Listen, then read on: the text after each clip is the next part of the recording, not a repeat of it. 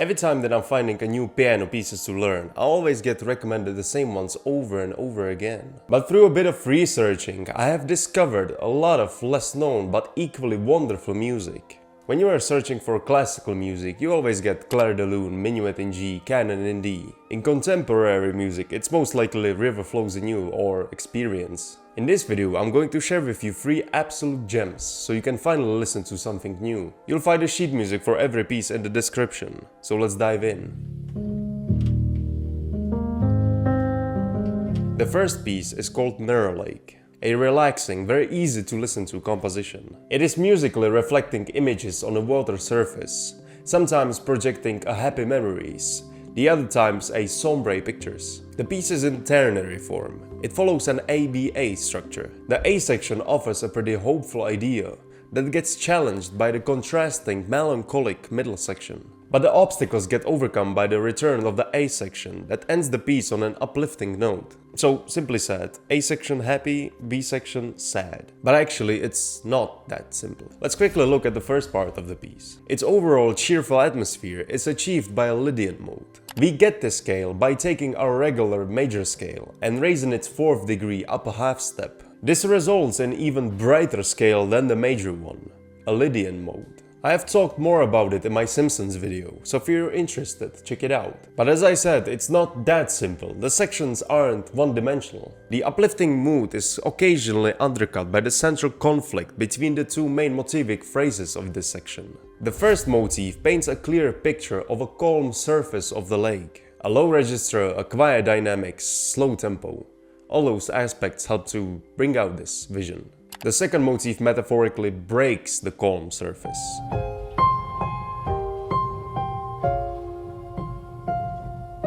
It mirrors a bad memory, for example. It does it by articulation. It puts more emphasis on the melodic notes. Combined with the loud dynamics and a high register, it really creates an effect of the notes emerging from the water. So in conclusion, we have overall a pretty hopeful first section, with some parts of it on the other hand being pretty tragic. What's beautiful is that the middle section has the same quality, just the other way around. A generally sad section with some uplifting moments. Let's take a close look at it. Even though it features a similar melodic motifs to the A section, it still feels like a breath of fresh air. It's mostly because the harmony rhythm moves much faster now. And we also enter a completely new harmonies, a B flat minor for example. And this is probably the darkest place in this piece.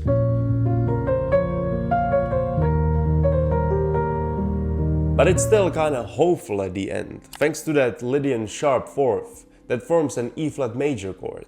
Just listen to the same passage without the Lydian mode, with E flat minor instead.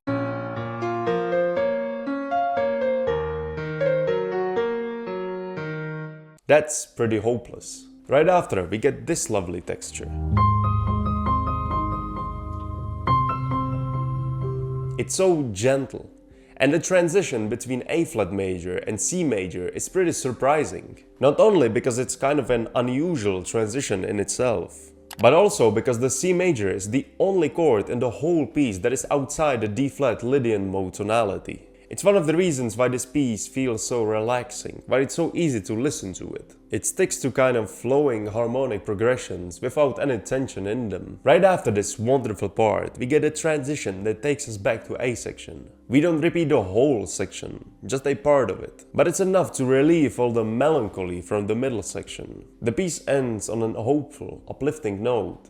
So yeah, this was just a quick overview of the piece. Go listen to it yourself. Go ahead and try to play it yourself, and I guarantee you will love it. Moving on to the most popular piece of this list. When people mention Ludovico Einaudi, you don't necessarily connect it with unknown pieces. But there are some hidden gems in Einaudi's catalog that gets overshadowed by his other hits. One of them is called Ascent.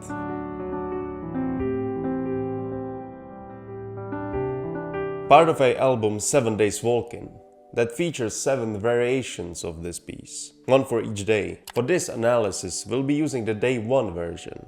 This piece, even though it's not as known as Einaudi's other masterpieces, such as Experience, Nuvole Bianche or Devenir, It shares a lot of similarities with those great hits. For example, the opening of this piece is one of Einodi's trademark piano writings. We have an ostinato melodic line. That basically means a melody that repeats over and over again with some small adjustments. But the motif is always repeated over a different harmony. Here are some examples of this exact writing in Einodi's other pieces.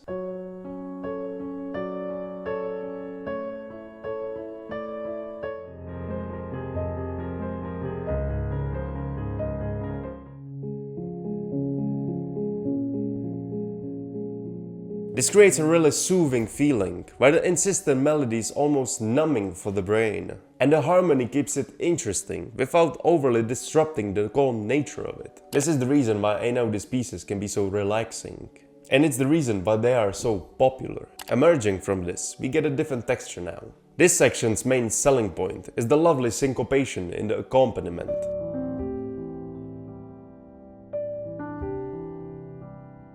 The notes come in between the beats. It contrasts the melody that comes on the beat, creating kind of a rocking texture. The dotted rhythm eventually takes over the whole melodic line. Now instead of rocking, we are marching. It's a moment full of energy, full of drive. It really contrasts the beginning, where it felt like we are staying at one place. Right now we are confidently moving somewhere. We are moving to the third section of this piece. It accelerates in tempo thanks to the 16th notes in the melody, but the accompaniment rhythm actually slows down instead. This section feels kind of similar to the first one, especially in the melodic motif. It almost feels the same, just sped up. In contrast to the first section, which was pretty stable, this one feels more unsure of itself. It projects fear and uncertainty, especially in the second half, where the melody starts descending. It's kind of fitting for a piece called Ascent. I have read this pretty nice interpretation of the piece. This song evokes the fear and excitement associated with new beginnings, reflecting on past lessons but staying in the present and not letting fear drag you backwards. Facing fears, letting go of negative people, habits and thought patterns, stepping into a hopeful future, not with unrealistic optimism but with courage and faith. Taking it one day at a time, with this being the first day. We repeat all three sections once more. The piece ends with the rocking motif. It is the most positive, uplifting section in this whole piece. So if we're continuing with this interpretation, ending with this part shows that we have overcome this fear of change. And that's really motivating. A beautiful message. A beautiful piece. But even more beautiful in my opinion is the last piece of this video. It's called Summer Splendor.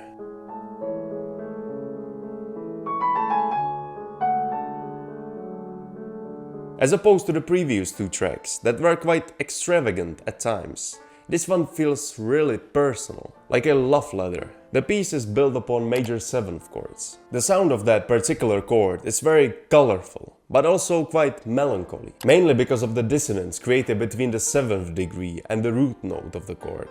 And melancholy is the exact emotion that is present throughout the whole piece. The music follows the same form as the previously mentioned Mirror Lake, meaning ABA structure. The A section is composed of a single 4-bar repeating motif and its variations. A couple things to say about this motif. Both the melody and the accompaniment make a great use of that major 7th, really emphasizing the unique sound of it. The contrast and the conjunction of the motif. It leaps down by a 6th, immediately followed by another jump, this time upwards by a whole octave.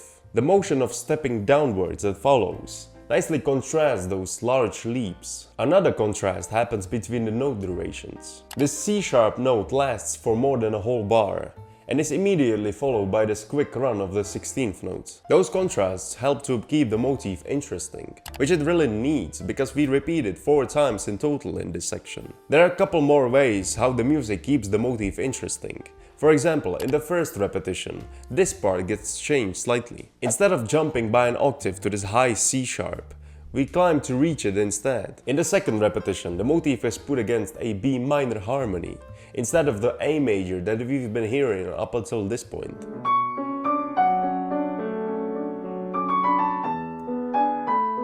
And in the third repetition, we drop the second half of the motif entirely and just restate the first part an octave higher. After that, we basically repeat the whole 16 bars again, this time an octave lower. And that's our A section. A very repetitive, thus relaxing, and pretty touching part of the piece. The B section is much more active, I would say, but it still shares the expressiveness of the A section. The active part comes primarily from a faster harmonic rhythm. Up until this point, we stayed on the same harmony for 2 bars. Now we change it every bar. The motif is actually quite similar to the original. It has the contrasting leap and step motion in common, as well as the contrasting note durations. This beautiful scale run is a wonderful moment. It features a note of G natural that transforms the A major 7th to A dominant 7th, that nicely resolves into D major that follows.